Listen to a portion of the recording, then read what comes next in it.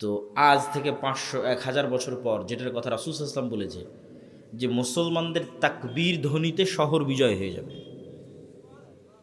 শুধু তাকবীরে, আওয়াজ, জিকির, পাওয়ার, এর ক্ষমতা। কেননা ওই দেওয়ালটা এই তাকবীর বোঝে, আল্লাহু আকবার, এই তাকবীরটা দেওয়াল বোঝে, এলাকা বোঝে। তো এরকম এক যুগ চলে আসবে যখন মুসলমানদের জিকির, তাকবীর, সুবহানাল্লাহ, আলহামদুলিল্লাহ, আল্লাহু আকবারই যুদ্ধ বিজয় হয়ে যাবে। ওটা রাসূল সাল্লাল্লাহু আলাইহি ওয়াসাল্লাম হাদিসেও বলেছে। তাহলে জিকির খুবই পাওয়ারফুল।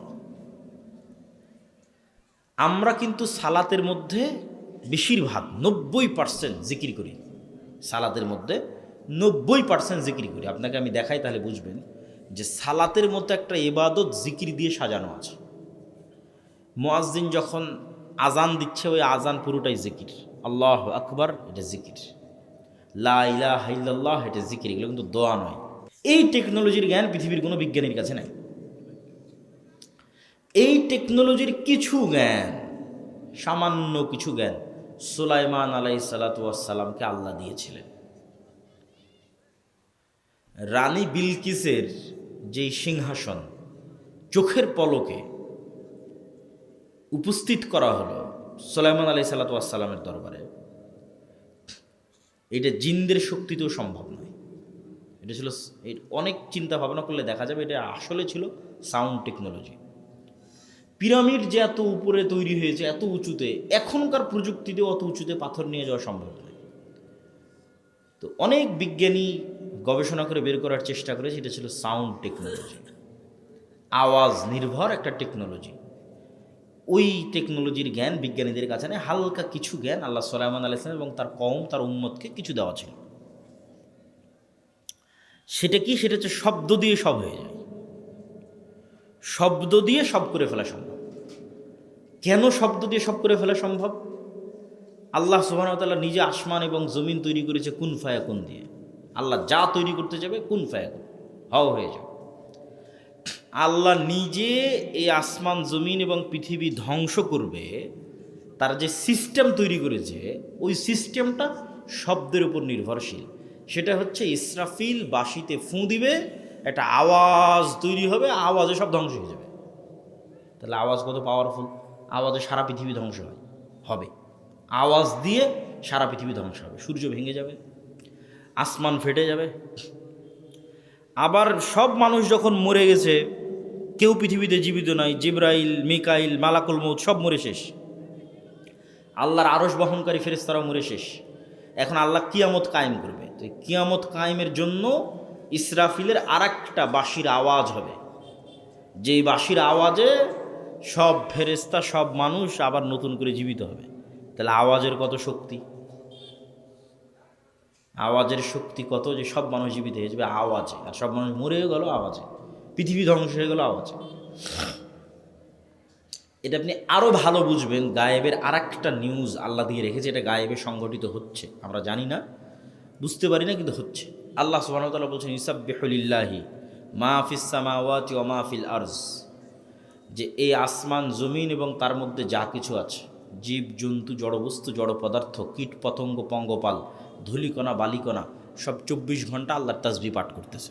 তো আল্লাহ মুসা আলাইহিস সালামকে লাঠি দিলেন, লাঠি ছাড়লে সাপ হয়। আল্লাহ সুবহানাহু ওয়া তাআলা বললেন বগল থেকে হাত বের করো, হাত জলজল করে। জিহ্বায় তোতলামি ছিল, ভালো করে দিলেন, ভাইকে সাথে দিলেন, দিয়ে আল্লাহ বলছেন ওয়ালা তানিয়া ফি যিকরি, মুসা তোমাকে এগুলো সব দিলাম, এগুলো সব অ্যাক্টিভেট থাকবে যদি জিকির অব্যাহত থাকে, আর জিকির বাদ দিয়ে দিলে এগুলো কিন্তু সব ডিঅ্যাক্টিভেট হয়ে যাবে। এখন কল্পনা করেন, এটা ঘটেনি, আমি আপনাকে গুরুত্ব বোঝানোর জন্য কল্পনা করতে বলছি। কল্পনা করেন মুসা আলাইহিস সালাম 1 সপ্তাহ থেকে আর নামাজ পড়ে না, 1 সপ্তাহ থেকে আর জিকির করে না আল্লাহর। 7 দিনের দিন এখন মুসা আলাইহিস সালাম লাঠি মারে আর সাপ হয় না, লাঠি দিয়ে সমুদ্রে বাড়ি মারে আর রাস্তা হয় না, লাঠি দিয়ে পাথরে আঘাত করে আর ঝর্ণা তৈরি হয় না। এখানে এগুলো সব কী হয়ে গেছে? ডিঅ্যাক্টিভেট হয়ে গেছে। ফেসবুকের অ্যাকাউন্ট ডিঅ্যাক্টিভেট হয়ে যায় না, হোয়াটসঅ্যাপ ডিঅ্যাক্টিভেট হয়ে যায় না, তোমাদের টিকটকের অ্যাকাউন্ট ডিঅ্যাক্টিভেট হয়ে যায় না, তাহলে ডিঅ্যাক্টিভেট হয়ে গেছে, টেকনোলজি ডিঅ্যাক্টিভেট হয়ে গেছে। তা আল্লাহ বলছে ওয়ালা তানিয়া ফি যিকরি, জিকির করতে ভুলবা না। যা দিয়েছি তোমার কাল্ব, এটা পৃথিবীর সবচেয়ে উন্নত প্রযুক্তির মেশিন। তোমার এই কাল্ব যখন আল্লাহ সুবহানাহু ওয়া তাআলার সাথে জিকির এবং সালাতের মাধ্যমে কানেক্টেড, যতক্ষণ কানেক্টেড জিকির এবং সালাতের মাধ্যমে আল্লাহর সাথে, এখন লাঠি দিয়ে তুমি সমুদ্রে বাড়ি মারলে মহাসমুদ্র রাস্তা হয়ে যাবে। আল্লাহু আকবার। কেন লাঠি তখন অ্যাক্টিভেট আছে, ওই লাঠি দিয়ে এখন পাথরে আঘাত করো, ঝর্ণা তৈরি হয়ে যাবে। সবগুলো কাজ করতেছে, কার্যকরী। কেননা মুসা আলাইহিস সালাম জিকিরের মাধ্যমে কানেক্টেড আছে রব্বুল আলামিনের সাথে, সালাতের মাধ্যমে কানেক্টেড আছে রব্বুল আলামিনের সাথে। সম্মানিত উপস্থিতি, তাহলে এটা হলো জিকিরের পাওয়ার। যে মুসা আলাইহিস সালামকে বলা হচ্ছে সব কিন্তু অচল হয়ে যাবে কি না থাকলে, জিকির না থাকলে। আর জিকিরের মাধ্যমে আমার সাথে কানেক্টেড আছো, আমি তোমার সাথে আছি, সব কাজ করবে, ফাংশন সব অ্যাক্টিভেট, চলবে, কোনো সমস্যা নেই। এমনকি ইতিহাসে একটা ঘটনা আছে, এটার কিছুটা সত্যতা এবং মিথ্যের কিছুটা ইয়েও আছে, কিন্তু কিছু দূর পর্যন্ত ঠিক আছে। কেন কোরআনেও আল্লাহ বলেছে তাবুত হচ্ছে সাকিনা, কোরআনে এত দূর পর্যন্ত বলা আছে যে তাবুত সাকিনা, কিন্তু আমি যে পর্যন্ত বলতেছি এই পর্যন্ত সরাসরি কোরআনে নাই, কিন্তু এতটুকু আছে। তাবুত হচ্ছে মুসা আলাইহিস সালাম যখন মারা গেলেন, তখন মুসা আলাইহিস সালামের লাঠি, মুসা আলাইহিস সালামের পাথর, যে পাথরে ঝর্ণা তৈরি হয়েছিল, মুসা আলাইহিস সালামের কিছু জামা কাপড়, এইগুলো সব ওরা একটা বাক্সের মধ্যে জমা করে রেখেছিল। এই বাক্সটার নাম দিয়েছে তাবুত। তো এই বানু ইসরায়েলেরা যেই যুদ্ধেই যেত, ওই বাক্সটা ঘাড়ে করে নিয়ে যেত, বাক্সটা ঘাড়ে করে নিয়ে গিয়ে রাখতো সামনে, রেখে যুদ্ধ শুরু করতো, যুদ্ধে বিজয় হয়ে যেত। পরে ওই বিভিন্ন বড় বড় জাতি প্রজাতি তারা চিন্তা করে কি কারণে এরা জিততেছে, বলে এই তাবুতের কারণে। তখন তাবুত ওরা চুরি করে নিয়ে যায়। পরে দীর্ঘদিন যাবত এই তাবুত আর খুঁজে পাওয়া যায় না, আর নাই। তো ইহুদিদের ধারণা যে এই তাবুত আমাদের যে মসজিদে আকসা, এই যে মসজিদে আকসার যে ডোম অফ দ্য রক, সবুজ গম্বুজ, এই সবুজ গম্বুজের নিচে যে বিশাল পাথর, যেটা মনে করা হয় যে পৃথিবী শুরুর প্রথম পাথর, ওই পাথরের নিচে অথবা মসজিদে আকসার নিচে কোথাও এই তাবুত আছে। ঠিক সুলাইমান আলাইহিস সালাতু ওয়াস সালামের যে সিংহাসন বা আরও অন্যান্য যে জিনিসগুলো ছিল, সেগুলো এই মসজিদে আকসার নিচে বা আশেপাশে কোথাও আছে। যেমন দুনিয়াতে আগুন মানুষকে জ্বালিয়ে দেয়, তো আগুনের মধ্যে জ্বালানোর শক্তি কে দিয়েছে? আল্লাহ দিয়েছে। ছুরি কাটার শক্তি কে দিয়েছে? ছুরিতে আল্লাহ দিয়েছে। এখন ছুরিকে যদি আল্লাহর নবীর চাচা হামজার গলাতেও ধরা হয়, কাটবে। হামজা মরে গেছে, তীরের আঘাত খেয়েছে, মরে গেছে। কত সাহাবী আল্লাহর নবীর জীবদ্দশায় শহীদ হয়ে গেছে। ছুরি তো আর গিয়ে বললো না, তরবারিতে গিয়ে আর বললো না, না এটা তো হামজার গলা, আমি আর কাটবো না, এটা আল্লাহ নবীর উমুক সাহাবীর শরীর, আমি আর ঢুকবো না। হ্যাঁ, আল্লাহ যেই নিয়মের উপর পৃথিবী তৈরি করে রেখেছে, এই নিয়ম যে ইউজ করবে তার জন্যই কাজ করবে।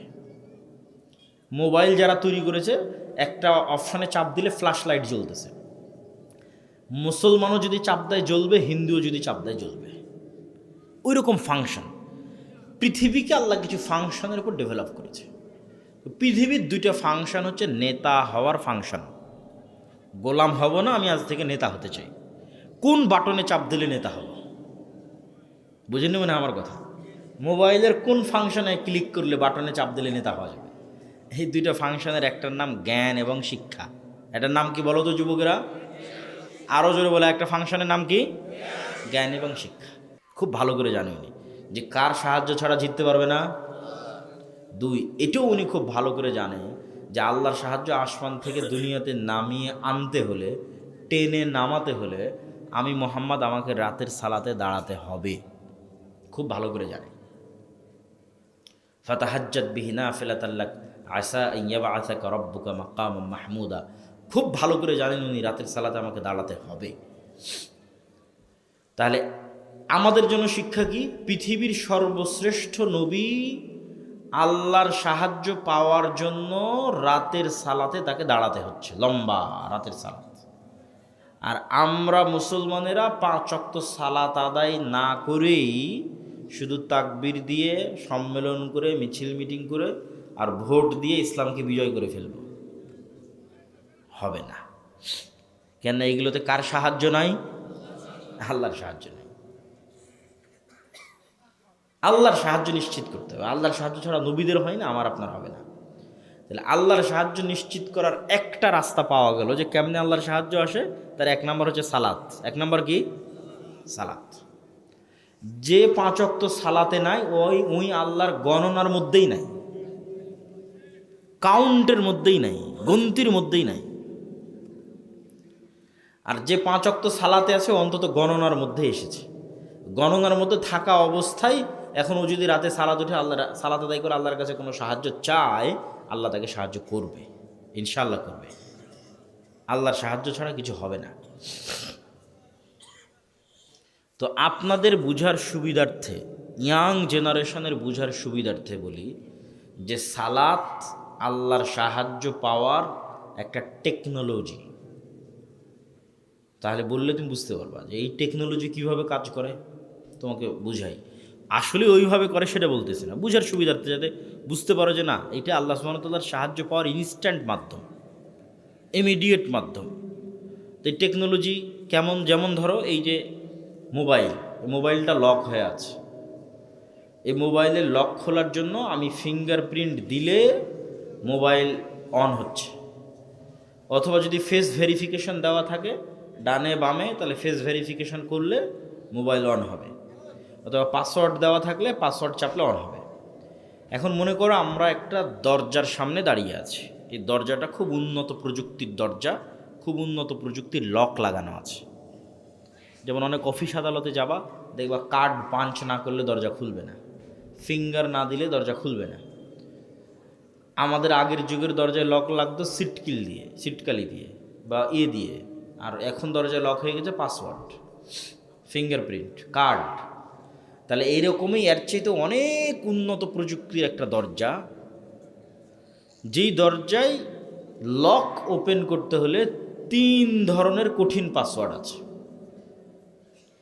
3 স্টাইলের এই পাসওয়ার্ড মিললে ওই দরজা লক হয়। এটা আমি উদাহরণ হিসেবে বলতেছি বোঝানোর জন্য। একটা হচ্ছে ওই দরজাটা নির্ধারিত সময়ই ওপেন হয়, ওই নির্ধারিত সময়ের বাইরে কি হয় না, ওপেন হয় না। তাহলে ওই নির্ধারিত সময়ে ওই দরজার সামনে আসতে হয়। নির্ধারিত সময়ে দরজার সামনে আসলাম, আসার পরে যেমন ফেস ভেরিফিকেশনে আমার চেহারা ধরে রেখেছে আমার মোবাইল, তো ওইরকম ওই দরজার মধ্যে কিছু চিত্র, কিছু পিকচার আপলোড দেওয়া আছে, ইনস্টল দেওয়া আছে, যে এই দরজার সামনে আসবে ও যদি এই পিকচার কপি করতে পারে তাহলে দরজা খুলবে। শুধু পিকচারে দরজা খুলবে না, ওই প্রত্যেকটা পিকচারের সাথে কানেক্টেড একটা সাউন্ড দেওয়া আছে।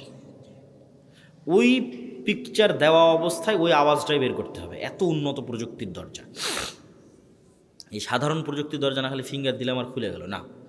তাহলে পিকচারে যেমন এইভাবে দাঁড়ালাম, এটা একটা ছবি ওখানে এখন আপলোড দেওয়া আছে, এই ছবির সাথে সাথে একটা সাউন্ডও ওর সাথে মিলতে হবে। আলহামদুলিল্লাহ রাব্বিল আলামিন ছবি আর সাউন্ড মিলতেছে। রুকুতে চলে গেলাম, রুকুর পিকচার ওখানে আছে, রুকুর পিকচারের সাথে ওখানকার পিকচার মিলতেছে। এখন রুকুর যে সাউন্ড সুবহান রাব্বিল আযীম, ওই সাউন্ডের সাথে মিলতেছে। তাহলে নির্ধারিত সময়ে নির্ধারিত পিকচারে এবং নির্ধারিত আওয়াজে যখন মিলে গেছে তখন দরজাটা খুলে গেছে। তো আমি যেটা বুঝালাম, সালাত এর চেয়েতেও উন্নত প্রযুক্তির টেকনোলজি, যেটা সাথে সাথে আল্লাহর যে সাহায্যের দরজা আছে দরজাকে উন্মুক্ত করে দেয়। বলেন আল্লাহু আকবার। সাথে সাথে এই জন্য সূর্যগ্রহণ আল্লাহ নবী তাড়াহুড়ো করে সালাত শুরু করে দিল, এখানে এটা ডাইরেক্ট আনলক হয়, যেটা আল্লাহর সাহায্যের দরজা, ওটা সাথে সাথে কী হয়ে যায়, ওপেন হয়ে যায়, খুলে যায়। বৃষ্টির দরকার, সালাত আদায় করো। এই জন্য যুদ্ধের মাঠেও সালাত দেওয়া আছে। যুদ্ধের মাঠে তো যুদ্ধের লজিক অনুযায়ী, দুনিয়ার সিস্টেম অনুযায়ী সবাই মিলে যুদ্ধ করলে ভালো হয়, কিন্তু এই যে গায়েবের নির্ধারিত লজিক ভিন্ন, গায়েবের কার্যকরণের সূত্র ভিন্ন। গায়েবের কার্যকরণের সূত্র হচ্ছে তুমি আল্লাহর সাহায্য না পেলে ইসলাম এবং মুসলমানদের নামে জিততে পারবে না। আর আল্লাহর সাহায্য পেতে হলে শুধু দুনিয়ার উপর ভরসা করে লাভ নাই, তোমাকে আল্লাহ যে টেকনোলজি দিয়েছে ওটা ইউজ করতে হবে, সেটা হচ্ছে সালাত। তাহলে এখন যুদ্ধের মাঠেও জিতার জন্যই তোমাকে কি করতে হবে, সালাত পড়তে হবে, কিছু করার নেই। তাহলে অর্ধেক যুদ্ধ করো, অর্ধেক সালাত আদায় করো, এটার নাম সালাতুল খৌফ। কেন তোমাদের বিজয় ওখান থেকেই হবে, আসমান থেকে নামবে। ইসলাম এবং মুসলমানদের বিজয় আসমান থেকে অবতীর্ণ হবে, আল্লাহর সাহায্য। তাহলে আল্লাহর সাহায্য পাওয়ার একটা সর্বশ্রেষ্ঠ এবং সর্বোচ্চ প্রযুক্তির টেকনোলজি কি? সালাত। আমি আরও বেশি করে বলতে চাই না, কিন্তু তারপর ইবনুল কাইয়িম রাহিমাহুল্লাহ বলেছে দেখে একটু সাহস করি।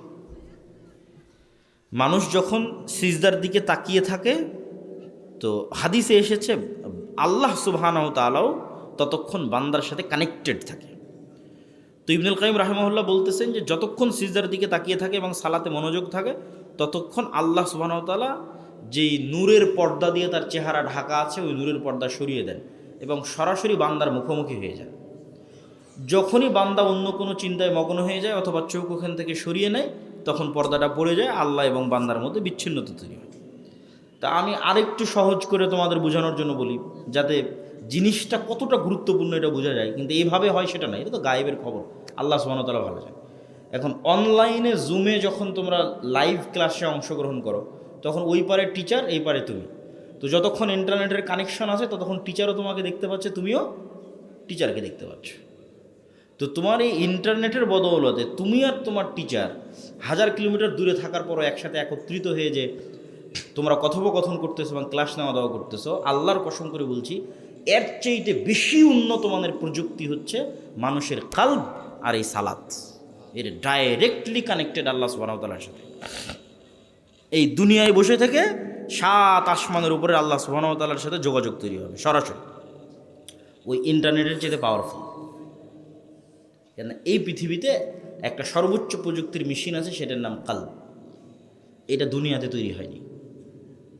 মানুষের কালবের মধ্যে যে রুহ দেওয়া আছে, এই রুহ দুনিয়াতে তৈরি হয়নি, এটা আল্লাহর পক্ষ থেকে এসেছে। ওইটার মাধ্যমে কানেকশনটা তৈরি হয়, কালবের মাধ্যমে। তাহলে আমরা দেখছিলাম যে আল্লাহর সাহায্য পাওয়ার একটা বড় মাধ্যম সালাত। যেই সালাতে নাই, ওই আল্লাহর গন্তির মধ্যেও নাই। ওই যে তুমি ক্লাসে অনুপস্থিত, জুম ক্লাসে অনুপস্থিত, তাহলে তোমাকে কে গণবে? তোমাকে কেউ গণনার মতো সার্টিফিকেটও দিবে না, কিচ্ছুই দিবে না। তাহলে এখানে ওইভাবে আল্লাহর সাথে 5 ওয়াক্ত সালাতে দিনে 5 টাইমে কানেক্টেড না থাকতে পারলে ইসলাম এবং মুসলমানের নামে কোনো বিজয় হবে না। তাহলে আগে সালাত আদায় করতে হবে, সালাত দিয়ে শুরু, সালাত দিয়ে আল্লাহর সাথে যোগাযোগ তৈরি হয়। পয়েন্ট নাম্বার 2, আরেকটা সর্বোচ্চ প্রযুক্তির টেকনোলজি আছে যেটা আল্লাহর সাহায্য পৃথিবীতে নামাতে পারে, সেটা হচ্ছে জিকির। আরও ভালো করে বললে সকাল সন্ধ্যার জিকির। তো জিকির কেন পাওয়ারফুল? জিকির পাওয়ারফুল এটা বুঝতে হলে তোমাকে বুঝতে হবে সাউন্ড টেকনোলজি পৃথিবীর সর্বোন্নত প্রযুক্তির টেকনোলজি। সাউন্ড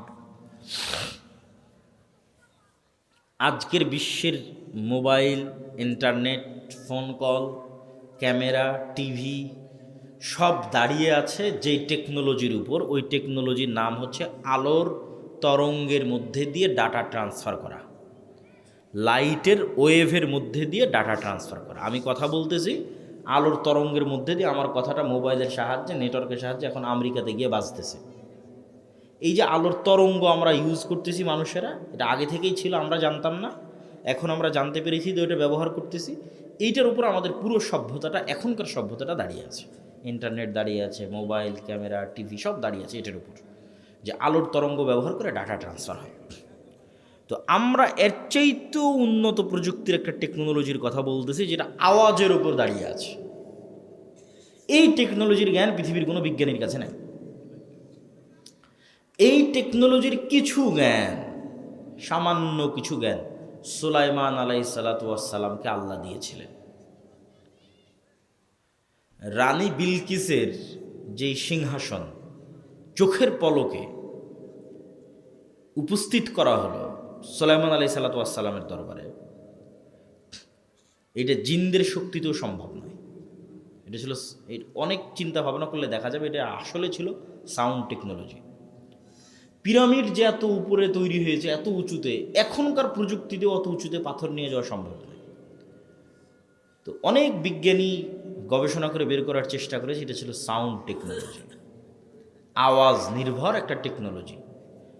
ওই টেকনোলজির জ্ঞান বিজ্ঞানীদের কাছে নেই। হালকা কিছু জ্ঞান আল্লাহ সুলাইমান আলাইহিস সালাম এবং তার কওম, তার উম্মতকে কিছু দেওয়া ছিল।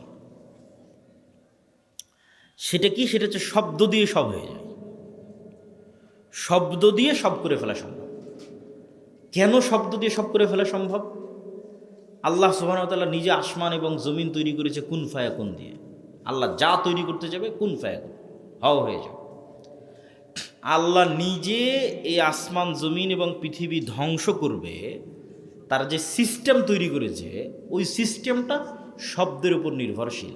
সেটা হচ্ছে ইসরাফিল বাঁশিতে ফুঁ দিবে, একটা আওয়াজ তৈরি হবে, আওয়াজে সব ধ্বংস হয়ে যাবে। তাহলে আওয়াজ কত পাওয়ারফুল! আওয়াজে সারা পৃথিবী ধ্বংস হবে, আওয়াজ দিয়ে সারা পৃথিবী ধ্বংস হবে, সূর্য ভেঙে যাবে, আসমান ফেটে যাবে।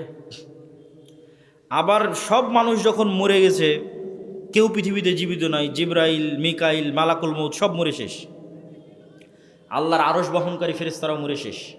এখন আল্লাহ কিয়ামত কায়েম করবে। তো কিয়ামত কায়েমের জন্য ইসরাফিলের আরেকটা বাঁশির আওয়াজ হবে, যেই বাঁশির আওয়াজে সব ফেরেশতা সব মানুষ আবার নতুন করে জীবিত হবে। তাহলে আওয়াজের কত শক্তি! আওয়াজের শক্তি কত যে সব মানুষ জীবিত হয়ে যাবে আওয়াজে, আর সব মানুষ মরেও গেল আওয়াজে, পৃথিবী ধ্বংস হয়ে গেল আওয়াজে। এটা আপনি আরও ভালো বুঝবেন, গায়েবের আর একটা নিউজ আল্লাহ দিয়ে রেখেছে, এটা গায়েবে সংগঠিত হচ্ছে, আমরা জানি না, বুঝতে পারি না, কিন্তু হচ্ছে। আল্লাহ সুবহানাহু ওয়া তাআলা বলছেন ইউসাব্বিহু লিল্লাহি মা ফিস সামাওয়াতি ওয়া মা ফিল আরজ, যে এই আসমান জমিন এবং তার মধ্যে যা কিছু আছে, জীব জন্তু জড়বস্তু জড় পদার্থ কীট পতঙ্গ পঙ্গপাল ধূলিকণা বালিকণা সব 24 ঘন্টা আল্লাহর তাসবিহ পাঠ করতেছে। আল্লাহু আকবার, বলেন আল্লাহু আকবার। 24 ঘন্টা আপনার গায়ের যে জামা আছে এটার থেকে আওয়াজ বের হচ্ছে, আমার এই গায়ের জামা থেকে কি বের হচ্ছে? আওয়াজ বের হচ্ছে।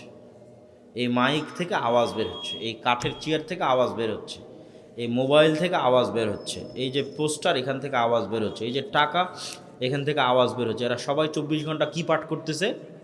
তাসবিহ। এটা কিন্তু গায়েবের নিউজ, গায়েবে কিন্তু এটা হচ্ছে। তো ওই পিঁপড়া যে চলতেছে, পিঁপড়ার চলার আওয়াজ আপনি পান? এখন আশেপাশে যদি কোথাও পিঁপড়া হাঁটে আমি কি বুঝতে পারবো? সম্ভব নয় বোঝা, কেন আমি তো আওয়াজ পাচ্ছি না। কিন্তু পিঁপড়া চলার কিন্তু আওয়াজ হয়, পিঁপড়া চলার একটা কি হয়? আওয়াজ হয়। এটা আবার অন্য প্রাণী বুঝতে পারে, যেমন হাতি বা আর এদের মতো যারা সূক্ষ্ম আওয়াজ ধরতে পারে ওরা বুঝতে পারে। তাহলে পিঁপড়ার আওয়াজ যেমন আমি বুঝি না, এরকম এখানে 24 ঘন্টা আওয়াজ তৈরি হচ্ছে, আল্লাহর তাসবিহ পাঠ হচ্ছে, এটা কিন্তু আমি বুঝতে পারতেছি না, কিন্তু হচ্ছে। শুধু এতটুকুই না, এরা সব আওয়াজ বুঝে, এরা সবাই কি বুঝে? আওয়াজ বুঝে। যেমন আমি যদি এখন বলি সুবহান আল্লাহ, তাহলে এই টিস্যু পেপারটাই সুবহান আল্লাহটা বুঝে। এটাই সত্য, এটা গায়েবের নিউজ। এই জন্য প্রথম পয়েন্ট দিয়েছি গায়েবের ওপর ইয়াকিন, মানে এটা গায়েবে ঘটতেছে, এটার উপর ইয়াকিন না তৈরি হবেন তো বিজয়ী হবে না। এটার উপর ইয়াকিন রাখতে হবে যে আমি যে বললাম সুবহান আল্লাহ, যেহেতু আল্লাহ বলেছে তাহলে এটা এই সুবহান আল্লাহ বুঝে। দলিল, রাসূল সাল্লাল্লাহু আলাইহি ওয়াসাল্লাম বলতেছে মুয়াজ্জিন যখন আজান দেয়, এই মুয়াজ্জিনের আজান যতদূর পর্যন্ত যায় অতদূর পর্যন্ত প্রত্যেকটা ধূলিকণা বালিকণা জীব জন্তু জড় পদার্থ কীট পতঙ্গ পঙ্গপাল সব মুয়াজ্জিনের আওয়াজ ধরে রেখেছে, কিয়ামতের মাঠে সাক্ষী দিবে। আল্লাহু আকবার। মুয়াজ্জিনের আওয়াজ বুঝেছে, সাক্ষী দিবে। তাহলে আমি আল্লাহু আকবার বলতেছি, বুঝতেছি। তাহলে এই জন্য সাউন্ডের উপরেই তো তাহলে সারা পৃথিবী দাঁড়িয়ে আছে, আওয়াজের উপরেই সারা পৃথিবী দাঁড়িয়ে আছে। তাহলে আওয়াজ সবচেয়ে পাওয়ারফুল। এই জন্য মুসা আলাইহিস সালাতু ওয়াস সালামের লাঠির চেয়েও, এবং ঈসা আলাইহিস সালাতু ওয়াস সালাম যে মৃতকে জীবিত করত, মানুষের অন্ধ ভালো করে দিত, তারপরে মাথায় টাক পড়ে থাকলে ভালো করে দিত, এগুলোর চাইতেও বেশি পাওয়ারফুল মুজিজা হচ্ছে এটা। কেন? এটা সরাসরি আল্লাহর নিজের আওয়াজ। বলেন আল্লাহু আকবার। কোরআন কার শব্দ, কার বাক্য? আল্লাহর শব্দ, আল্লাহর বাক্য। আল্লাহ সুবহানাহু ওয়া তাআলার কাছ থেকে জিবরাইল আলাইহিস সালাতু ওয়াস সালাম, জিবরাইল আলাইহিস সালাতু ওয়াস সালামের কাছ থেকে মুহাম্মদ সাল্লাল্লাহু আলাইহি ওয়াসাল্লাম, মুহাম্মদ সাল্লাল্লাহু আলাইহি ওয়াসাল্লামের কাছে সাহাবীরা, হ্যাঁ আমরা। এই তো সরাসরি আল্লাহর আওয়াজ আমরা উচ্চারণ করতেছি। আল্লাহু আকবার। এই জন্য শ্রেষ্ঠতম জিকির এটা। জিকিরের জগতে যত জিকির আছে তার মধ্যে সর্বশ্রেষ্ঠ জিকির কি? কোরআন। কেন? এটা কার কথা? আল্লাহর কথা। তাহলে মুসলমানদের কাছে কত পাওয়ারফুল জিনিস আছে এবার বুঝেন। মুসলমানরা যদি বলে যে না আমরা জিততে পারতেছি না, তাহলে এটা অন্য কোথাও সমস্যা। আল্লাহর সাহায্য নিশ্চিত হচ্ছে না, এই জন্য বিজয় হচ্ছে না। ইমান বিল গায়বে ইয়াকিন নাই, এই জন্য বিজয় হচ্ছে না। সবাই বস্তুবাদী হয়ে গেছে, দুনিয়ামুখী হয়ে গেছে। সবাই আর 5টা বছর বাঁচতে চায়, কারো পরকালের উপর ইয়াকিন নাই, ঠিক আছে?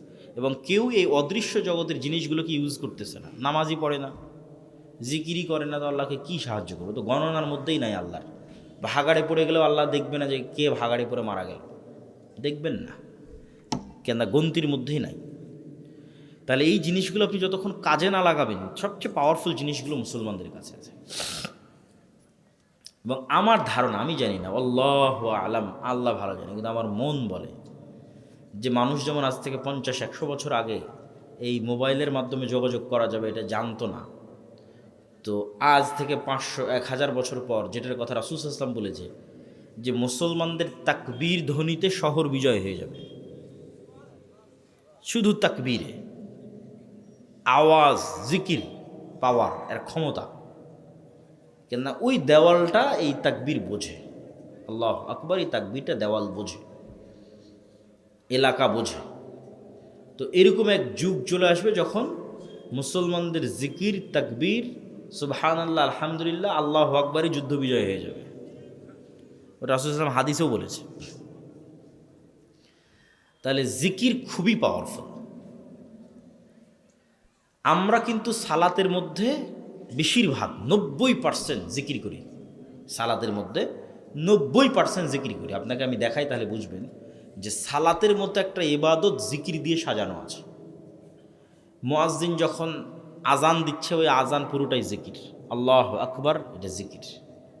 লা ইলাহা ইল্লাল্লাহ, এটা জিকির। এগুলো কিন্তু দোয়া নয় যে আল্লাহর কাছে আমি কিছু চাচ্ছি, আল্লাহ তুমি আমাকে এটা দাও, সেটা নয়। কিন্তু শুধু আল্লাহর বড়ত্ব বর্ণনা করা। আল্লাহু আকবার জিকির, লা ইলাহা ইল্লাল্লাহ জিকির।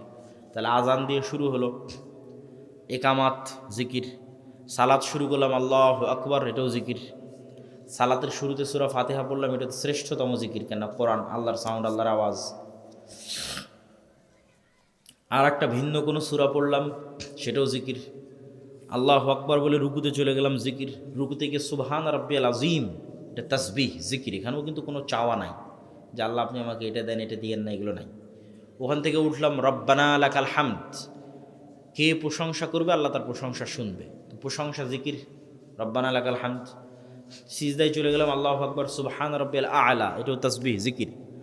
দোয়া শুরু হয় একদম সালাম ফেরানোর পূর্বে গিয়ে দোয়া শুরু হয়। তার আগ পর্যন্ত পুরো সালাতের প্রত্যেকটা স্টেপে জিকির দেওয়া আছে। জিকির খুবই পাওয়ারফুল। এখন জিকিরের পাওয়ার বোঝানোর জন্য দুটো ঘটনা বলে এই পয়েন্টের আলোচনা শেষ করব, পরের 2 পয়েন্টে চলে যাব। বিসমিল্লাহ। মুসা আলাইহিস সালাতু ওয়াস সালাম, ফেরাউন ডুবে যাবে, মুসা আলাইহিস সালাম জিতবে, এটা পৃথিবীর সবচেয়ে আশ্চর্য ঘটনা। পৃথিবীর যত আশ্চর্য ঘটনা আছে তার একটা। তো আল্লাহ মুসা আলাইহিস সালাতু ওয়াস সালামকে লাঠি দিলেন, লাঠি ছাড়লে সাপ হয়। আল্লাহ সুবহানাহু ওয়া তাআলা বললেন বগল থেকে হাত বের করো, হাত জলজল করে। জিহ্বায় তোতলামি ছিল, ভালো করে দিলেন। ভাইকে সাথে দিলেন, দিয়ে আল্লাহ বলছেন ওয়ালা তানিয়া ফি যিকরি, মুসা তোমাকে এগুলো সব দিলাম, এগুলো সব অ্যাক্টিভেট থাকবে যদি জিকির অব্যাহত থাকে। আর জিকির বাদ দিয়ে দিলে এগুলো কিন্তু সব ডিঅ্যাক্টিভেট হয়ে যাবে। এখন কল্পনা করেন, এটা ঘটেনি, আমি আপনাকে গুরুত্ব বোঝানোর জন্য কল্পনা করতে বলছি। কল্পনা করেন মুসা আলাইহিস সালাম 1 সপ্তাহ থেকে আর নামাজ পড়ে না, 1 সপ্তাহ থেকে আর জিকির করে না আল্লাহর। 7 দিনের দিন এখন মুসা আলাইহিস সালাম লাঠি মারে আর সাপ হয় না, লাঠি দিয়ে সমুদ্রে বাড়ি মারে আর রাস্তা হয় না, লাঠি দিয়ে পাথরে আঘাত করে আর ঝর্ণা তৈরি হয় না। এখানে এগুলো সব কী হয়ে গেছে? ডিঅ্যাক্টিভেট হয়ে গেছে। ফেসবুকের অ্যাকাউন্ট ডিঅ্যাক্টিভেট হয়ে যায় না, হোয়াটসঅ্যাপ ডিঅ্যাক্টিভেট হয়ে যায় না, তোমাদের টিকটকের অ্যাকাউন্ট ডিঅ্যাক্টিভেট হয়ে যায় না, তাহলে ডিঅ্যাক্টিভেট হয়ে গেছে, টেকনোলজি ডিঅ্যাক্টিভেট হয়ে গেছে। তা আল্লাহ বলছে ওয়ালা তানিয়া ফি যিকরি, জিকির করতে ভুলবা না, যা দিয়েছি তোমার কালব, এটা পৃথিবীর সবচেয়ে উন্নত প্রযুক্তির মেশিন। তোমার এই কালব যখন আল্লাহ সুবহানাহু ওয়া তাআলার সাথে জিকির এবং সালাতের মাধ্যমে কানেক্টেড, যতক্ষণ কানেক্টেড জিকির এবং সালাতের মাধ্যমে আল্লাহর সাথে, এখন লাঠি দিয়ে তুমি সমুদ্রে বাড়ি মারলে মহাসমুদ্র রাস্তা হয়ে যাবে। আল্লাহু আকবার। কেন লাঠি তখন অ্যাক্টিভেট আছে, ওই লাঠি দিয়ে এখন পাথরে আঘাত করো, ঝর্ণা তৈরি হয়ে যাবে। সবগুলো কাজ করতেছে, কার্যকরী। কেননা মুসা আলাইহিস সালাম জিকিরের মাধ্যমে কানেক্টেড আছে রব্বুল আলামিনের সাথে, সালাতের মাধ্যমে কানেক্টেড আছে রব্বুল আলামিনের সাথে। সম্মানিত উপস্থিতি, তাহলে এটা হলো জিকিরের পাওয়ার। যে মুসা আলাইহিস সালামকে বলা হচ্ছে সব কিন্তু অচল হয়ে যাবে কি না থাকলে, জিকির না থাকলে। আর জিকিরের মাধ্যমে আমার সাথে কানেক্টেড আছো, আমি তোমার সাথে আছি, সব কাজ করবে, ফাংশন সব অ্যাক্টিভেট, চলবে, কোনো সমস্যা নেই। এমনকি ইতিহাসে একটা ঘটনা আছে, এটার কিছুটা সত্যতা এবং মিথ্যের কিছুটা ইয়েও আছে, কিন্তু কিছু দূর পর্যন্ত ঠিক আছে। কেন কোরআনেও আল্লাহ বলেছে তাবুত হচ্ছে সাকিনা, কোরআনে এত দূর পর্যন্ত বলা আছে যে তাবুত সাকিনা, কিন্তু আমি যে পর্যন্ত বলতেছি এই পর্যন্ত সরাসরি কোরআনে নাই, কিন্তু এতটুকু আছে। তাবুত হচ্ছে মুসা আলাইহিস সালাম যখন মারা গেলেন তখন মুসা আলাইহিস সালামের লাঠি, মুসা আলাইহিস সালামের পাথর, যে পাথরে ঝর্ণা তৈরি হয়েছিল, মুসা আলাইহিস সালামের কিছু জামা কাপড়, এগুলো সব ওরা একটা বাক্সের মতো জমা করে রেখেছিল। এই বাক্সটার নাম দিয়েছে তাবুত। তো এই বানু ইসরায়েলের যেই যুদ্ধেই যেত ওই বাক্সটা ঘাড়ে করে নিয়ে যেত, বাক্সটা ঘাড়ে করে নিয়ে গিয়ে রাখতো সামনে, রেখে যুদ্ধ শুরু করতো, যুদ্ধে বিজয় হয়ে যেত। পরে ওই বিভিন্ন বড় বড় জাতি প্রজাতি তারা চিন্তা করে কি কারণে এরা জিততেছে, বলে এই তাবুতের কারণে। তখন তাবুত ওরা চুরি করে নিয়ে যায়। পরে দীর্ঘদিন যাবত এই তাবুত আর খুঁজে পাওয়া যায় না, আর নাই। তো ইহুদিদের ধারণা যে তাবুত আমাদের যে মসজিদে আকসা, এই যে মসজিদে আকসার যে ডোম অফ দ্য রক, সবুজ গম্বুজ, এই সবুজ গম্বুজের নিচে যে বিশাল পাথর, যেটা মনে করা হয় যে পৃথিবী শুরুর প্রথম পাথর, ওই পাথরের নিচে অথবা মসজিদে আকসার নিচে কোথাও এই তাবুত আছে। ঠিক সুলাইমান আলাইহিস সালাতু ওয়াস সালামের যে সিংহাসন বা আরও অন্যান্য যে জিনিসগুলো ছিল সেগুলো এই মসজিদে আকসার নিচে বা আশেপাশে কোথাও আছে। তো তো ইহুদিরা এতটা পাগল কেন, মসজিদে আকসা লাগবেই, মসজিদে আকসা নিতেই হবে, ওই শক্তিগুলোর সন্ধানে, অলৌকিক মজেজার যে শক্তি যেগুলো একসময় তাদের কাছে ছিল সেগুলোর সন্ধানে ওরা এতটা পাগল হয়ে আছে যে মসজিদে আকসায় যতদিন মুসলমানরা সালাত আদায় করছে ততদিন তো এটাকে নেওয়া যাচ্ছে না, খোঁড়া যাচ্ছে না, অনুসন্ধান করা যাচ্ছে না, ওরা খুঁড়ে দেখতে চায়। তো যাক, আমরা অন্যদিকে চলে গেলাম, জিকিরের পাওয়ার। জাকারিয়া আলাইহিস সালাতু ওয়াস সালাম, তো ওরা ওইদিকে পাওয়ার খুঁজে বেড়াচ্ছে সেই ইহুদিরা, আর সবচেয়ে বড় পাওয়ার আল্লাহ কাদের কাছে দিয়ে রেখেছে, মুসলমানদের কাছে দিয়ে রেখেছে। এটা সরাসরি কার আওয়াজ, আল্লাহ সুবহানাহু ওয়া তাআলা। এই কোরআন যদি মুসলমানরা পড়ে, বুঝে, শিখে, পৃথিবীর কোনো শক্তি নেই মুসলমানদের পরাজিত করতে পারবে, কোনো শক্তি নেই। তো জাকারিয়া আলাইহিস সালাতু ওয়াস সালাম বলতেছে তার সন্তান দরকার। আল্লাহ বললেন সন্তান হবে। জাকারিয়া আলাইহিস সালামের নিজেরই বিশ্বাস হয় না সন্তান হবে। আল্লাহকে বললেন আল্লাহ চিহ্ন দাও। আল্লাহ বললেন চিহ্ন হচ্ছে সকাল সন্ধ্যার জিকির করবা। বলেন আল্লাহু আকবার। এবার দুইটা পয়েন্ট বাকি আছে বক্তব্যের। দুনিয়ার ফাংশন, এগুলো সব গেল গায়েবের ফাংশন। ঈমান বিল গায়েবে ইয়াকিন, আল্লাহর সাহায্য ছাড়া বিজয় হয় না, আল্লাহর সাহায্য পেতে চাইলে কী করতে হলে, সব গায়েবের ফাংশন, দুনিয়ার ফাংশন। দুনিয়াতেও আল্লাহ কিছু নিয়ম কানুনের উপর পৃথিবীকে প্রতিষ্ঠিত করে রেখেছে। যেমন দুনিয়াতে আগুন মানুষকে জ্বালায়, জ্বালিয়ে দেয়। তো আগুনের মধ্যে জ্বালানোর শক্তি কে দিয়েছে? আল্লাহ দিয়েছে। ছুরি কাটে, কাটার শক্তি কে দিয়েছে ছুরিতে? আল্লাহ দিয়েছে। এখন ছুরিকে যদি আল্লাহর নবীর চাচা হামজার গলাতেও ধরা হয়, কাটবে। হামজা মরে গেছে, তীরের আঘাত খেয়েছে, মরে গেছে। কত সাহাবী আল্লাহর নবীর জীবদ্দশায় শহীদ হয়ে গেছে। ছুরি তো আর গিয়ে বললো না, তরবারিতে গিয়ে আর বললো না, না এটা তো হামজার গলা, আমি আর কাটবো না, এটা আল্লাহ নবীর উমুক সাহাবীর শরীর, আমি আর ঢুকবো না। হ্যাঁ, আল্লাহ যেই নিয়মের উপর পৃথিবী তৈরি করে রেখেছে, এই নিয়ম যে ইউজ করবে তার জন্যই কাজ করবে। মোবাইল যারা তৈরি করেছে, একটা অপশানে চাপ দিলে ফ্ল্যাশ লাইট জ্বলতেছে। মুসলমানও যদি চাপ দেয় জ্বলবে, হিন্দুও যদি চাপ দেয় জ্বলবে। ওই রকম ফাংশন পৃথিবীকে আল্লাহ কিছু ফাংশনের উপর ডেভেলপ করেছে। পৃথিবীর দুইটা ফাংশন হচ্ছে নেতা হওয়ার ফাংশন। গোলাম হব না, আমি আজ থেকে নেতা হতে চাই। কোন বাটনে চাপ দিলে নেতা হব? বুঝে নেবেন আমার কথা। মোবাইলের কোন ফাংশনে ক্লিক করলে, বাটনে চাপ দিলে নেতা হওয়া যাবে? এই দুইটা ফাংশনের একটার নাম জ্ঞান এবং শিক্ষা। এটার নাম কি বলো তো যুবকেরা? আরও জোরে বলে, একটা ফাংশনের নাম কি? জ্ঞান এবং শিক্ষা। এই জ্ঞান শিক্ষার বাটনে যে চাপ দিবে ও নেতা হয়ে যাবে। এখন মনে করো আমেরিকা, ইউরোপ, ইসরায়েলের ইহুদি খ্রিস্টানদের সন্তানেরা জ্ঞান এবং শিক্ষার পিছনে ছুটতেছে, আর তোমাদের ঠাকুরগা এই অঞ্চলের যুবকেরা free fire, PUBG, mobile, video game, BPL, IPL, online জুয়া, নেশা, বিড়ি, সিগারেট, গাঞ্জা, মদ, যত রকমের সময় নষ্টের রাস্তা আছে সেগুলোতে তারা সময় ব্যয় করতেছে, ওই ফাংশনগুলো তারা ইউজ করতেছে। এখন আল্লাহ সুবহানাহু ওয়া তাআলা এসে কি বলবে যে ইহুদি খ্রিস্টানরা তোরা থাম, তোরা যতই জ্ঞান অর্জন করিস তোদেরকে নেতা বানাবো না, আমার ঠাকুরগাঁয়ের কিছু মদখোর জুয়াখোর বান্দা আছে ওদেরকে নেতা বানাতে হবে। হবে না। আল্লাহ সুবহানাহু ওয়া তাআলা তার নিজের বানানোর রুলস সাধারণত ভাঙ্গেন না। আল্লাহ এই রুলসের উপর পৃথিবী সাজিয়েছে, এখানে যে জ্ঞান অর্জন করবে ও কী হবে? নেতা হবে। কেন যদি ইহুদি খ্রিস্টান অর্জন করে নেতা হবে। তাহলে তোমরা যদি নেতা হতে চাও কী অর্জন করতে হবে? জ্ঞান এবং শিক্ষা। আল্লাহ নিজে সবার চেয়ে জ্ঞানী, আদম আলাইহিসসালাতু ওয়াসসালাম জিন এবং ফেরেশতাদের চেয়ে জ্ঞানী।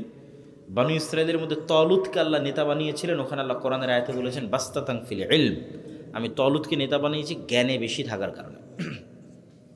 তাহলে যে জ্ঞানী বেশি হবে ও নেতা হবে। তাহলে তুমি যদি মদ জুয়া নেশার মধ্যে থাকো তাহলে অটোমেটিক তুমি গোলাম আছো, তুমি নিজেই তোমার পায়ে কিসের জিঞ্জির বাঁধতেছো? গোলামির জিঞ্জির বাঁধতেছো। তোমাকে আর যারা জ্ঞান অর্জন করতেছে ওরা তোমাকে কন্ট্রোল করবে, তোমাকে, তোমার দেশকে, তোমার প্রজন্মকে তুমি কন্ট্রোল করতে পারবে না। কেন তুমি নিজেই তোমার হাতে পায়ে গোলামির হাত করা পরিয়েছ। ভাঙতে চাও জ্ঞান অর্জন করতে হবে, খুলতে চাও জ্ঞান অর্জন করতে হবে, সর্বোচ্চ পর্যায়ের জ্ঞান অর্জন করতে হবে। আর একটা ফাংশনের নাম হচ্ছে ন্যায়পরায়ণতা, সত্যবাদিতা। আর একটা ফাংশনের নাম কি? ন্যায়পরায়ণতা, সত্যবাদিতা। এর বিপরীত ফাংশন হচ্ছে মিথ্যা, ধোঁকা, দুর্নীতি, 2 নাম্বারই রাস্তা, এটা বিপরীত ফাংশন। তো মিথ্যা, ধোঁকা, দুর্নীতি 2 নাম্বারই, এটা হচ্ছে গোলামির চিহ্ন। আর সত্যবাদিতা, ন্যায়পরায়ণতা এটা হচ্ছে আজাদির চিহ্ন, স্বাধীনতার চিহ্ন।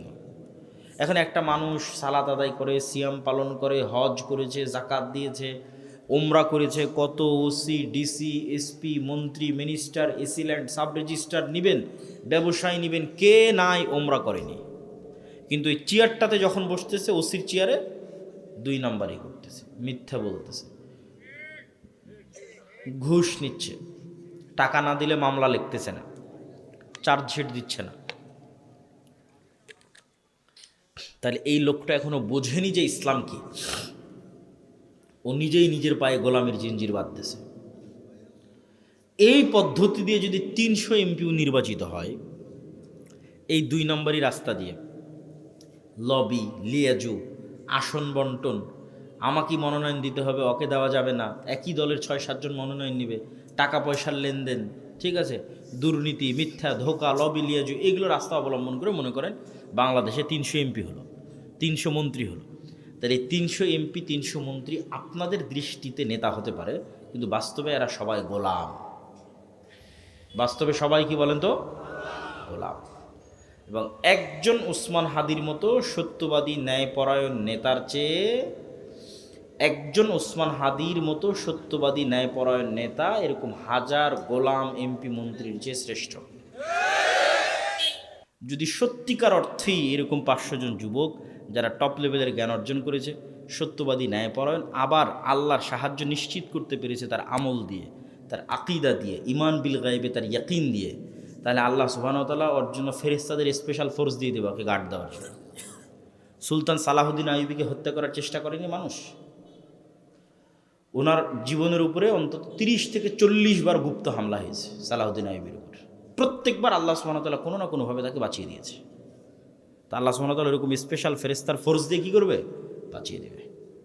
কিন্তু ওই ধরনের যুবক তৈরি করা লাগবে। এগুলো বাবা এই খেলতামাশা দিয়ে, এই জুয়া নেশা এগুলো দিয়ে হবে না, ঠিক আছে? এই তাকবীর, মিছিল, মিটিং এগুলো দিয়ে হবে না। 5 ওয়াক্ত সালাত আদায় করতে হবে, জ্ঞান অর্জন করতে হবে, সত্যবাদী, ন্যায়পরায়ণ হতে হবে। তো সত্যবাদী, ন্যায়পরায়ণ তুমি কি না এটা বুঝবা কেমনে? এটা বুঝার একটা সংক্ষিপ্ত পয়েন্ট বলে আজকের বক্তব্য শেষ করছি। তোমার বাবা তোমার দাদার সম্পত্তিতে তোমার ফুফুকে ন্যায়ের সাথে জমি দিয়েছে কিনা, একটা পয়েন্ট তুমি চোখ বন্ধ করে জিজ্ঞেস করো। যদি দিয়ে থাকে তাহলে তোমরা নেতা হতে পারবা, নেতা হওয়ার গুণ আছে। আর যদি না দিয়ে থাকে তাহলে তোমাকে কালকে মন্ত্রী করলে গত 16 বছরের চেয়ে তুমি বেশি দুর্নীতি করবা। তুমিও গোলাম, তোমার পরবর্তী প্রজন্ম গোলাম থাকবে। তাহলে আগে এখনই ঠিক করো, ন্যায় প্রতিষ্ঠা করো নিজের পরিবারে, নিজের ফ্যামিলিতে, নিজের স্ত্রীর সাথে, সন্তান সন্ততির সাথে, বাপ মায়ের সাথে, ভাই বোনের সাথে, সমাজে যে যে জায়গায় দায়িত্বে আছো, কেউ প্রতিষ্ঠানের প্রধান শিক্ষক আছো, কেউ স্কুলের টিচার আছো, সব নিজ নিজ জায়গায় ন্যায় প্রতিষ্ঠা করো, অটোমেটিক নেতা হয়ে যাবে, বিক্রি হয়ে যাবে না। আমানতের সাথে দায়িত্ব পালন করো। সালাত সিয়াম আদায় করার পরেও যদি কেউ ন্যায় এবং আমানতের সাথে দায়িত্ব পালন না করে তাহলে সে মুনাফিক। আর সালাত সিয়ামের কোনো কাজ নাই, কেন আবার কালবে ইমান ঢোকেনি। যে কালবে ইমান ঢুকেছে ওখানে মিথ্যা, দুর্নীতি, ধোঁকা থাকতে পারে না। লা ইমানা লিমান লা আমানাত লাহু। এই বলে আজকের সংক্ষিপ্ত বক্তব্য এখানেই শেষ করছি। সব আলোচনা বিস্তারিত আল্লাহর পথে যাত্রা এই বইয়ের মধ্যে আছে, পিছনে গাড়িতে পাবা। মাসিকাল ইতিসাম গুরুত্ব দিয়ে পড়ার চেষ্টা করবা। প্রতি মাসে 3টে লেখা আমি এটাতে লিখি।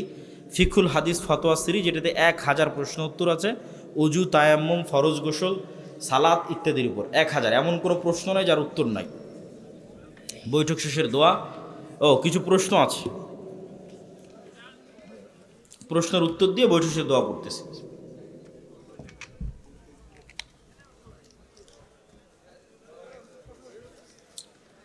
আজান দেওয়ার সময় কুকুর কান্না করে। আজান দেওয়ার সময় আজানের আওয়াজ যতদূর পর্যন্ত যায়, শয়তান বায়ু নিঃসরণ করতে করতে অতদূর পর্যন্ত পালাতে থাকে। তো শয়তানকে যেহেতু কুকুর দেখতে পায়, ফলত কুকুর শয়তানকে দেখার প্রভাব হিসেবেই কোনো আওয়াজ তৈরি করে। শয়তানকে দেখেই এক প্রকার আলো, শয়তানের আলো যেটা সে দেখতে পায়, সেই আলো দেখেই সে আওয়াজ তৈরি করে। আর কোনো প্রশ্ন না থাকলে আমরা বৈঠক শেষের দোয়া করি।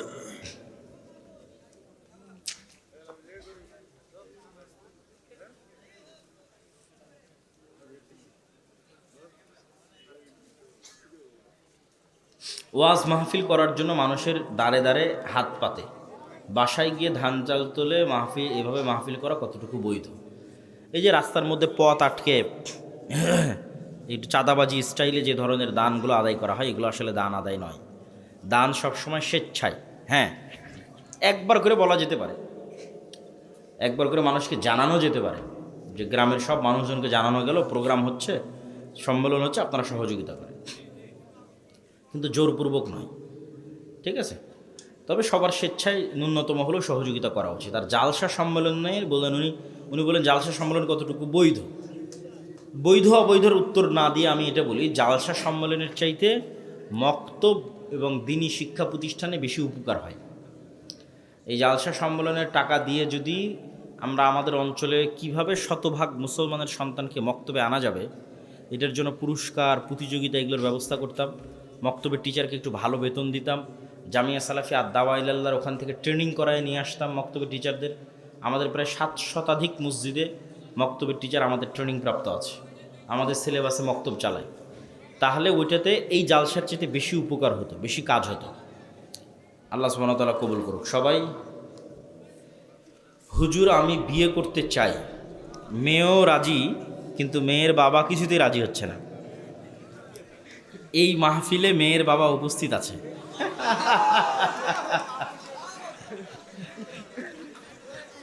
তো মেয়ের বাবা যে উপস্থিত আছে, তুমি তো নাম ঠিকানা কিছুই লেখনি। আচ্ছা, প্রথম কথা হচ্ছে, মেয়ের বাবা যদি রাজি না হয় তাহলে বিয়ে কোনো সুযোগ নাই। ছেলের বাবা রাজি না হলেও ছেলে বিয়ে করতে পারবে, কোনো সমস্যা নেই। যে কোনো মেয়েকে ছেলে বিবাহ করতে চায়, ছেলের বাবা মা পছন্দ করতেছে না, এতে কোনো সমস্যা নেই। মেয়ের বাবা রাজি থাকলেই হলো।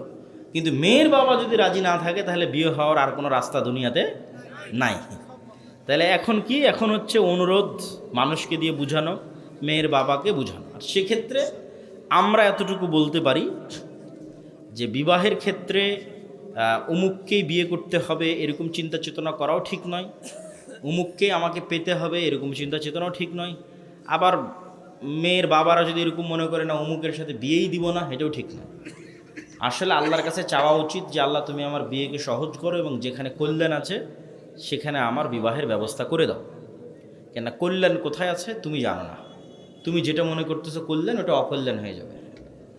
আবার যেটা মনে করছো অকল্যাণ, সেটা কল্যাণ হয়ে যাবে। এই জন্য সাহায্য চাইতে হবে কার কাছে? আল্লাহ সুবহানাহু ওয়া তাআলার কাছে। কেননা বিয়ে জিনিসটা শুধু আবেগের বিষয় নয়, বিয়ে অনেক বড় একটা বিষয়। এর সাথে সন্তান সন্ততির ভাগ্য জড়িত আছে, মৃত্যু পর্যন্ত সংসার চালানোর বিষয় আছে, অনেক কিছু আছে। তো মেয়েকে চিনবা কিভাবে যে মেয়ে ভালো কিনা? মেয়ে ভালো কিনা এটা জানার উপায় হচ্ছে মেয়ের খালা, মেয়ের মা, মেয়ের ফুফু, মেয়ের নানি, তাদের পরিবার পরিজন কেমন, তাদের সংসার কেমন যাচ্ছে। তাদের পরিবার পরিজন এবং তাদের সংসার যদি ভালো যায়, তাতে মেয়ে স্কুল কলেজে পড়লেও সমস্যা নেই, আশা করা যায় ভালো হবে। আর মেয়ের পরিবারে যদি সমস্যা থাকে, এখন মেয়ে মহিলা মাদ্রাসায় পড়ে, খুব ভালো পর্দা করে, তাহলে ওটা ধোঁকা হতে পারে, ধোঁকায় পড়ে যেতে পারে। এই জন্য শুধু বাহ্যিক দেখে সিদ্ধান্ত নেওয়া যাবে না, পরিবার দেখতে হবে, আল্লাহর কাছে সাহায্য চাইতে হবে। আর ছেলে ভালো কোনটা, এটা কেমনে বুঝবেন? যদি শুধু ছেলে টাকার সরকারি চাকরি দেখেন তাহলেই যে ভালো হবে, এটা কিন্তু নয়। ঠিক আছে, অনেক টাকা সরকারি চাকরি, সেখানে গিয়েও আপনার মেয়ে অশান্তিতে থাকতে পারে। তাহলে দেখতে হবে কি, ছেলের পার্সোনালিটি, ব্যক্তিত্ব, দায়িত্ব নেওয়ার মানসিকতা আছে কিনা, দায়িত্ব পালনের চিন্তা চেতনা আছে কিনা, এবং যুবককেও চিন্তা করতে হবে সে দায়িত্বশীল কিনা। খালি বললাম বিয়ে করে নেব, পড়ে না, টাকা পয়সা ইনকাম করে না, জ্ঞান অর্জন করে না, তাহলে কি হবে? ও শুধু আর একজনের জন্য বোঝা হবে, তার স্ত্রীর হক দিতে পারবে না, তার জন্য বোঝা হবে, নিজের সমাজের জন্য বোঝা হবে। তাহলে একটা মানুষের হক পালন করতে চাইলে ওটার যোগ্য হতে হবে। তো যোগ্যতা নির্ভর করতেছে ব্যক্তিত্বের উপর, পার্সোনালিটির উপর, যে সে দায়িত্ব নিতে চায় কিনা, না দায়িত্ব নিতে চায় না, দায়িত্ব নিতে পারদর্শী কিনা। পুরুষ সবসময় দায়িত্বশীল হতে হবে। আমরা বৈঠক শেষে দোয়া পড়ি, সুবহানাকা, বলো আমার সাথে, সুবহানাকা আল্লাহুম্মা ওয়া বিহামদিকা আশহাদু আল্লা ইলাহা ইল্লা আনতা আস্তাগফিরুকা ওয়া আতুবু ইলাইক। আসসালামু আলাইকুম ওয়া রাহমাতুল্লাহ। এটা কি দ্বিতীয় পার্ট আসছে কি ফাতোয়া সিরিজটা? প্রথম পার্টিতে এখন বের হলো, প্রথম পার্টটা বের হয়েছে 1 মাস। মাশাআল্লাহ। একটা কথা বলতে চাইছি, বলেন। থামো থামো, হ্যাঁ। মসজিদে নতুন করে মক্তব চালু করছে, তো জি। তাদের সব রকমের যা বই আছে সবই নেওয়া হয়েছে। কিন্তু ট্রেনিং নেওয়া হয়েছে কি? না না, এটার জন্য আমার ও- ভাই আছে, তো ওই অফিসে যোগাযোগ করতে হবে, নাম্বার নেওয়া হবে, নাম্বার দিচ্ছি 01407। ভাইয়া আসসালামু আলাইকুম। আসসালাম। ভাইয়া সিজদায় কি লাইন হলে বলা যাবে? সিজদাই, সিজদাই রাসূল সাল্লাল্লাহু আলাইহি ওয়াসাল্লাম যেগুলো বলেছে সেগুলোই বলতে হবে, সুবহান রাব্বিল আলা, এবং আরও যেগুলো সালাতের বইয়ের মধ্যে যে দোয়াগুলো আছে, 01407 02 18 14। এই নাম্বারটা তো আছে। এটাই তো মক্তবের নাম্বার। এটাতে ফোন দিয়ে জানতে হবে যে কবে মক্তবের শিক্ষকদের ট্রেনিং হবে, যেই দিন হবে সেই দিন টিচার পাঠিয়ে দিতে হবে। লাস্টে কি বললাম, 0402 18 14 814। হ্যাঁ, তোমরা কি বললে জানো? না না না, আরেকবার বলিয়ে দিই, মিষ্টি হলো। এই যে এখানেই আছে ভাই, যে এখানেই দেওয়া আছে। এই শুরু এই দিকে আছে শুরুতে। এটা আমাকে দিয়ে দেন, আমি টাকা দিয়ে দিচ্ছি। এটা পিছনে বিক্রি হচ্ছে তো, আপনি পিছন থেকে নিয়ে নেন। এই যোগাযোগ ঠিকানাটা না, আচ্ছা, মক্তবের নাম্বারটা দেয়নি। দেন এটা দেয়নি, দেন।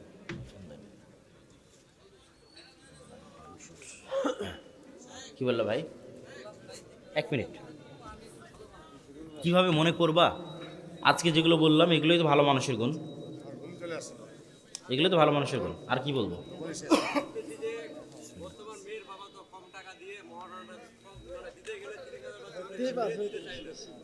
হুম,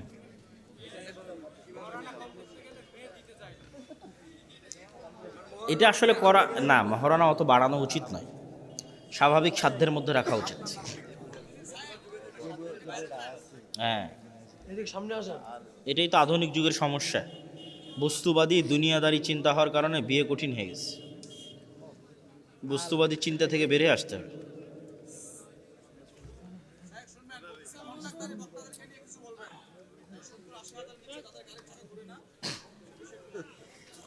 যুক্তিবাদী বক্তা। আসলে প্রথম কথা হচ্ছে যে আমাদের চিন্তা যদি হয় দাওয়াত, তাহলে সব কোনো দিকেই সমস্যা নেই। আমাদের চিন্তা যদি হয় ভাইরাল, চিন্তা যদি হয় দান, চিন্তা যদি হয় বেশি জনগণ, তাহলে সমস্যা। যেমন মাহফিল কমিটির দিক থেকে সমস্যা, ঠিক তেমন বক্তাদের দিক থেকেও সমস্যা।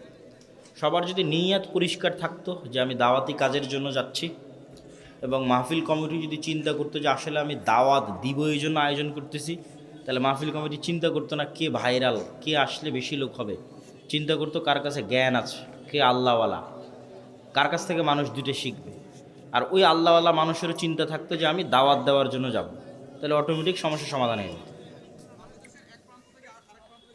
ব্যাস, তোমার কথার উত্তর দিয়ে দিয়েছে বাবা। জি, আজান অবস্থায় মসজিদের মধ্যে যদি তুমি আজান শুরু হওয়ার আগেই গিয়ে উপস্থিত হও এবং দেখতে পাচ্ছ এখন আজান হবে, তাহলে একটু থেমে থেকে দাঁড়িয়ে থেকে আজানের উত্তর দিয়ে আজানের পরের দোয়া পড়ে তুমি অংশগ্রহণ করবে। আর তুমি সালাত শুরু করে দিয়েছো, পরে আজান দিচ্ছে, ওটা তো কোনো সমস্যা নেই। আপনাদের বই পড়ে কিন্তু অনেক অন্যরকম উপকারিতা হয়েছে। মাশাআল্লাহ। তবে সব প্রশ্ন কিন্তু এই বইয়ে পাবা। আজান, সালাত, 1000 প্রশ্ন, এমন কোনো প্রশ্ন নাই। তোমার উজু, তায়াম্মুম, ফরজ গোসল, হায়েজ, নেফাস, আজান, সালাত, এমন কোনো প্রশ্ন যা এখানে পাবা না। এখন এটা আমরা প্রতিদিনে জাল ইতিসামটা নিতে যাচ্ছি, এটা কেমনে অ্যাড করবো?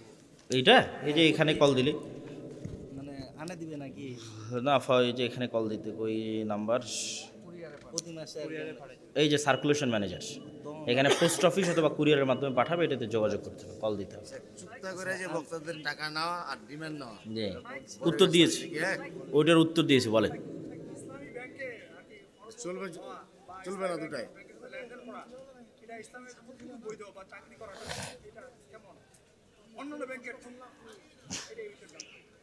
এক নাম্বার উত্তর হচ্ছে সন্দেহযুক্ত, প্রশ্নবিদ্ধ। এটা হলো 1 নাম্বার।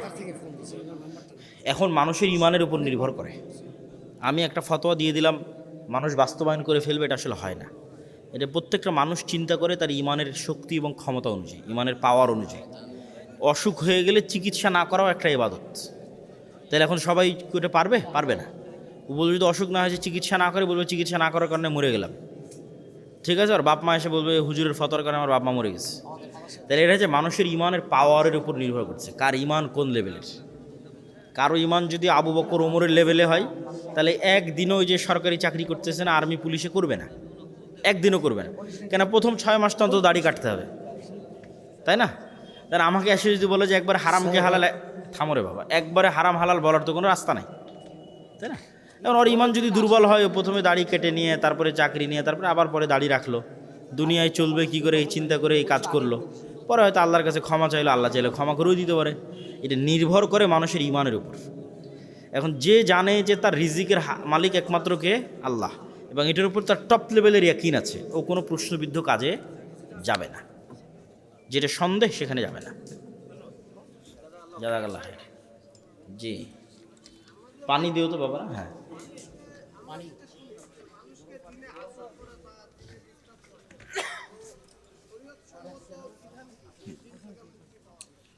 জিন তো অবশ্যই ক্ষতি করে, এটা তো সত্য। জাদু, জিন, বদনজর, এগুলো সত্য। রাসূল সাল্লাল্লাহু আলাইহি ওয়াসাল্লামকে ক্ষতি করেছে, তো সত্য। এক মুক্তির উপায় সব কোরআনের মধ্যেই আছে, ঠিক আছে। পবিত্র অবস্থায় থাকা, 5 ওয়াক্ত সালাত আদায় করা। জিন কোন জায়গা পছন্দ করে? অপবিত্র জায়গা পছন্দ করে। জিন না, জিন বললে খারাপ হবে, শয়তান। জিনদের মধ্যে যারা ভালো জিন তারা তো ভালো, জিনদের মধ্যে যারা শয়তান বদ জিন তারা কি পছন্দ করে? অপবিত্র জায়গা পছন্দ করে। তুমি উজু করে এখন অজুই করো না, নামাজি পড়ো না, পেশাব করে পানি নাও না, তো তোমার কাছে শয়তান আসবে না তো কার কাছে আসবে? তোমার বাড়ি শয়তানে পরিপূর্ণ হয়ে আছে। বাড়িতে ঢুকার সময় সালাম দাও না, বাড়িতে কেউ কোরআন পড়ে না, বাড়িতে তো নূরই নাই, বাড়িতে তো ফেরেশতাই নাই, সবই তো শয়তানে পরিপূর্ণ। তাহলে অসংখ্য জিনিস আছে, একটা পরিবেশ একদিনেই তৈরি হয় না। তাহলে সব ধরনের প্রোটেকশন নিতে হবে, সব ধরনের, তাহলে ওখানে আর শয়তান কোনো কাজ করতে পারবে না। কেউ যদি পবিত্র অবস্থায় থাকে, 5 ওয়াক্ত সালাত আদায় করে, সালাম দিয়ে বাড়িতে ঢুকে, বাড়িতে কোরআন তেলাওয়াত করে, আবার সকাল সন্ধ্যার জিকির করে, আবার ঘুম থেকে উঠে ঘুমোতে যাওয়ার আগে নাস, ফালাক, ইখলাস, আয়াতুল কুরসি, সূরা বাকারার শেষ 2 আয়াত, ঠিক আছে, সূরা ফাতিহা, এগুলো পড়ে নিজেকে ফু দেয় এবং প্রতিদিন এই অবস্থার উপর থাকে, ওর জন্য জিনের পক্ষে ক্ষতি করা অনেক কঠিন, অনেক কষ্টকর। বদনজর, জাদু, তাকে আক্রমণ করা অনেক কঠিন, কষ্টকর। মসজিদ মাদ্রাসার কমিটির লোক কেমন ধরনের হতে পারে? মাদ্রাসার বিষয়ে একটু ছাত্র ভর্তিতে আমাদের নতুন মাদ্রাসা এই মাদ্রাসাটাকে আপনারা মুআদালা করেছেন জামিয়া সালাফের সাথে, অধিভুক্ত করেছেন, কেন করেননি? করে নিতে হবে তো। 1 বছর তো হলে স্যার, হ্যাঁ, গত বছর চালু করেছে, এবছর চলছে। তাই তো এই বছর প্রোগ্রাম যখন নেন তখন বলেনি দাওয়াইল্লাহ থেকে আপনাকে অধিভুক্ত করার জন্য? বলা হওয়ার কথা তো। আমার কাছে আসেনি আসলে খবরটা। তাহলে আপনাদের এই যে আমরা 100 শিক্ষককে প্রশিক্ষণ দিলাম 1 সপ্তাহব্যাপী, খুব টপ লেভেলের প্রশিক্ষণ, আপনার মাদ্রাসার শিক্ষকেরাও প্রশিক্ষণ নিত, অনেক লাভ হতো, অনেক উপকার হতো তো।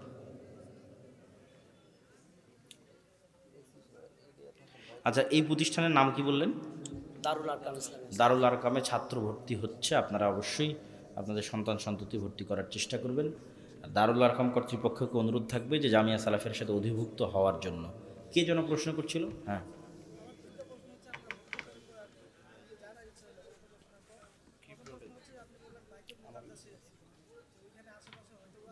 ওরা ধারণা করে।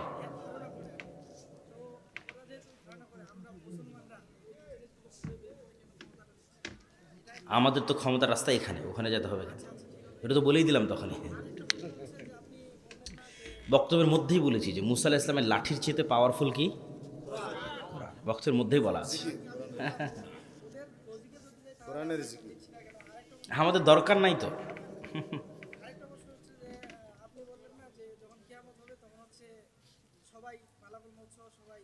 সবাই মারা যাবে। হ্যাঁ, ওনাকে আবার জীবিত করবে আল্লাহ সর্বপ্রথম। মরণ একদিন আসবেই নামে একটা বই আছে, যদি পিছনে থাকে বিস্তারিত একের পর এক ধারাবাহিক হাদিস দেওয়া আছে। শাইখ, এখানে একটা প্রশ্ন আছে।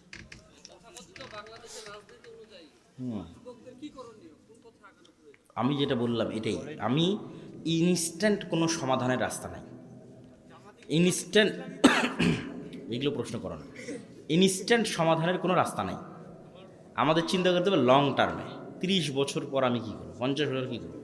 সেইটার জন্য আমি আজকে যে বক্তব্যগুলো দিলাম এগুলো লাগবে, খুব উঁচু পর্যায়ের জ্ঞান লাগবে, ন্যায়পরায়ণ সত্য। ধরো আজকে তোমরা যারা এখানে উপস্থিত আছো, তোমরা যদি খুব ভালো পর্যায়ের জ্ঞানী হও, তাহলে তোমরাই পরের দিন ঢাকা বিশ্ববিদ্যালয়ে চান্স পাবে। ঢাকা বিশ্ববিদ্যালয়ে চান্স পাওয়ার পরও তোমরা আমার এই বক্তব্য ফলো করলা, অমান্য করলে না, মানে সৎ এবং ন্যায়পরায়ণ থাকলা, সর্বোচ্চ জ্ঞান অর্জন করলা, তাহলে তোমরাই বিসিএস ক্যাডার হবা। বিসিএস ক্যাডার হয়ে তুমি ওসি হবা, ডিসি হবা। যারা রাজনীতি করে ক্ষমতা আসে আর 5 বছরের জন্য থাকে, আর সচিবালয়ে যারা সচিব হয় আর তাদের এই কী বলে ওইটাকে, রিটায়ার না হওয়া পর্যন্ত থাকে। আওয়ামী লীগ আমলে যেগুলো ছিল ওগুলো এখনও আছে। ওই মানুষগুলো যদি সৎ হয়, রাজনীতিবিদরাও দুর্নীতি করতে পারবে না। তো ওই মানুষগুলো তো বাংলাদেশেরই মানুষ, এলাকারই মানুষ, তোমরাই হবা, তোমাদেরই হওয়া উচিত। জ্ঞান অর্জন করো, সৎ ন্যায়পরায়ণ হয়, দেশকে পরিবর্তন করতে। রাজনীতিবিদ তোমাদের কাছে বাধ্য থাকবে।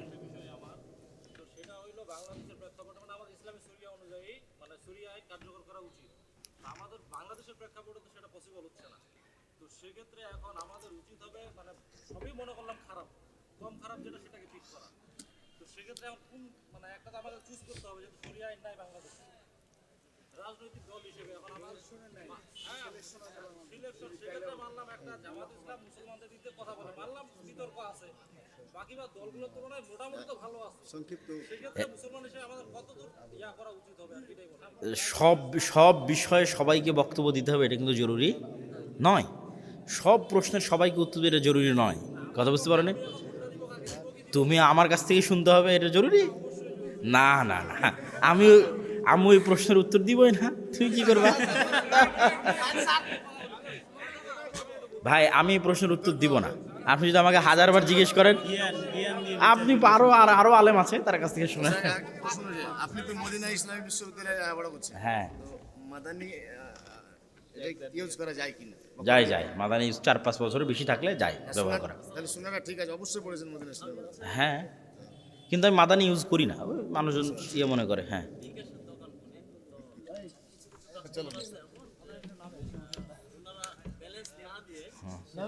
করা যাবে তো নাকি? যায়। যাবে। ক্যাশ নিয়ে নেয়, পরবর্তীতে ধরেন যে খরচ হয়, মানে কোন খরচ দিয়ে যে খরচ হয়। এটা আমার বুঝতে সময় লাগতেছে, সময় নিয়ে বুঝতে হবে। আর কার কি প্রশ্ন আছে বলেন।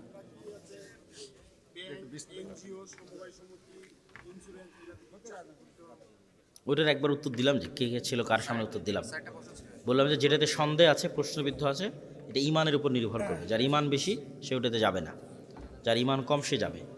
এটা নির্ভর করছে তোমার ইমানের উপর, কিন্তু এগুলো সন্দেহযুক্ত। আমার একটা প্রশ্ন ছিল, বাড়িতে প্রবেশের ক্ষেত্রে যে সালাম দিয়ে প্রবেশ করতে হয়, আমি আমার আম্মু যখন বাসায় থাকে আমি একবার সালাম দিলে যদি না শুনে পরবর্তী থেকে আমি কি 3 বার দিতে হবে। আমার সালাম 3 বার পর্যন্ত দেওয়া যায়। হ্যাঁ, একটা প্রশ্ন ছিল আমার, বলেন। গুরুত্বপূর্ণ প্রশ্ন, যে আপনার সহিহ হাদিস কি জয়ীফ হয়?